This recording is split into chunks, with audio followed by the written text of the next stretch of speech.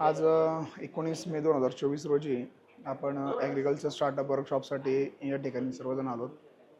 Riteish sir आणि सर्वेश सरांनी आपल्याला ॲग्री रिलेटेड जे काही स्टार्टअप असतील नवीनमधले त्या स्टार्टअपसाठी अतिशय चांगलं मार्गदर्शन केलेलं आहे. कशा पद्धतीने आपण बिझनेस स्टार्टअप केला पाहिजे, त्याच्यामध्ये असलेले काय जे काय स्टार्टअपचे डॉक्युमेंट्स असतील किंवा त्याच्यामध्ये असतील फंडिंग्स असतील, हे तुम्हाला कुठून कोण प्रोव्हाइड करते, कशा पद्धतीने प्रोव्हाइड करतं आहे आणि तुम्ही बिझनेस स्टार्टअपसाठी कसा रजिस्टर केला गेला पाहिजे, या सगळ्यांच्यावरती सरांनी अतिशय एकदम मायक्रो प्लॅनिंगमध्ये आपल्या सगळ्या गोष्टी समजवलेल्या आहेत.